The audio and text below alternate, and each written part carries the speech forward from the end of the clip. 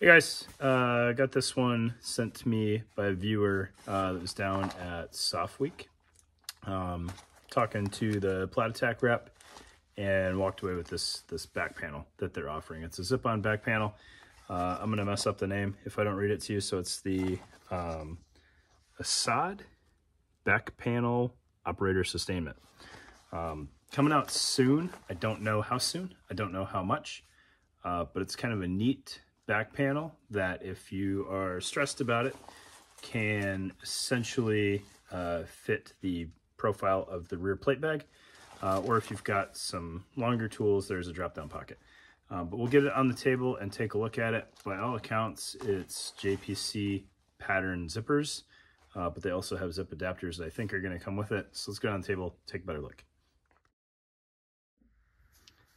All right, so looking at this back panel from Platatac, like I said, zipper adapters are a thing.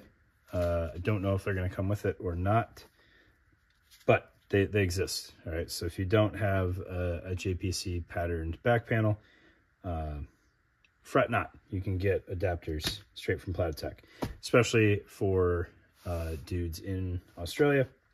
You're not going to have to ship zipper adapters from somewhere else.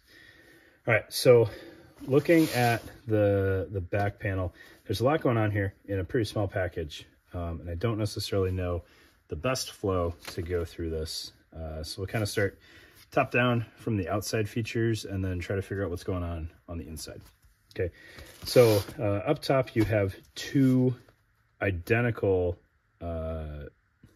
munition pockets, for lack of a better term, that have a handful of options going on with them. All right, so they have these pull tabs on them, these Tigris pull tabs. This one is in Velcro setup right now.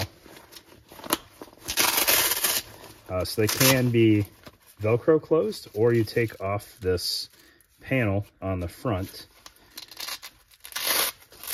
exposing some loop, and stick that on the Velcro, which is going to cancel out the Velcro and make it a Tigris tuck tab secured pocket. There is also a tab slot behind the Velcro for when you're not using this, your Tigris doesn't get in the way of that Velcro continuity. It kind of reinforces the closure by tucking in this rear tab here. It also can really be used even with the Velcro canceller there. So to a certain extent, these tab slots are not necessary, but they do give you a couple of different ride heights for where this tab is going to secure. Obviously, you know, the shortest pocket configuration would be the natural slot, and then you could step it up. And if you really had something crazy tall in here, you could reverse this and have a super tall tab like that, which perhaps is more so what they were thinking about with that. They are fairly generous pockets. They are loop lined on both sides, and these lids are removable. Pull that out of there for you. You can see how generously sized that pocket is. For an example of how big that is, on this side I've got two Mark 13s, and they're kind of loose in there, which I don't necessarily think is a foul, because they're setting you up to have a good number of options. Get a smoke grenade stand in here. Oh goodness, we might be able to fit two of those in there. I'm sorry. See if we can get two smokes in there. Yeah, you can fit two smokes in there. So you've got a lot of options on ordnance choice and sizing. You might be able to go with 3 Mark 13s. I don't know if I have 3 Mark 13s handy in each side. And then, you know, if that's not an ideal configuration for you, you can drop in whatever hook inserts you want in there to help organize that better. Magazines, just for, you know, sizing idea, are going to be kind of tall in there, but you probably get that to secure. I think even with that magazine, it might be no, it's probably a little rough. I'd have to pull out some of the lid in the back, and at that point you're going to have kind of sketchy continuity there. But pretty cool options there to be able to do Velcro or Tegris. And if you don't want the Tegris tab on there at all, you can untie it and pull that off so it's not getting in the way of your Velcro only option. All right, so those are the top pockets there. And then on this bottom pocket, you have a front face, which is kind of a flat pocket. It is a loop line, so you can put organizers in there for tools or what have you. It is a single zipper though, with some kind of cool pull tabs on there. And then behind that, you have a larger pocket with a double zip. Tag's getting in the way, but it's not mine. With dual loop on either side. If having extra ammo was a concern, you could absolutely run that open topped with some inserts in there, and then bring your zippers up on both sides to kind of get as close to those as you wanted. All right. Moving on to the main pocket on here, another double zipped pocket with a really nice full clamshell opening. So you've got loop on both sides.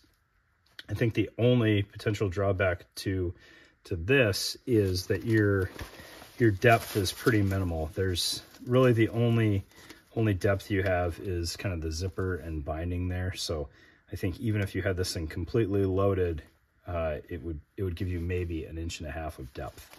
Now, obviously, you could stick something bulkier in the middle and have the panel geometry kind of wrap around that a little bit. So if you had a short bladder in here or something like that, it's going to conform to it a little bit. But if you were talking consistent volume all the way throughout, I think you could push it to about 1.5 inches of depth. Behind that is kind of your tool sleeve. So it's secured with a snap. You've got two different kind of depth options there with the way that's set up. And then you open it up, and it is actually a rather interesting layout in here. So there is PALS webbing inside there, so you could mount whatever you wanted.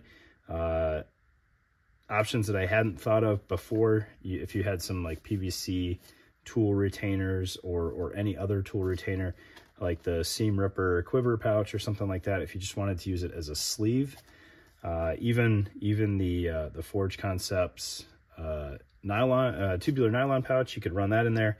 Mounting it might be a little difficult, but you could do it, and then it would give you kind of vertical slots for whatever tools you wanted to run in here. And then there's the extension that I kind of showed you in the intro, so we'll work getting that out of there. So it can tuck away cleanly if you want, or you can pay it out and extend that all the way down. Now there's something going on here that I can't quite figure out.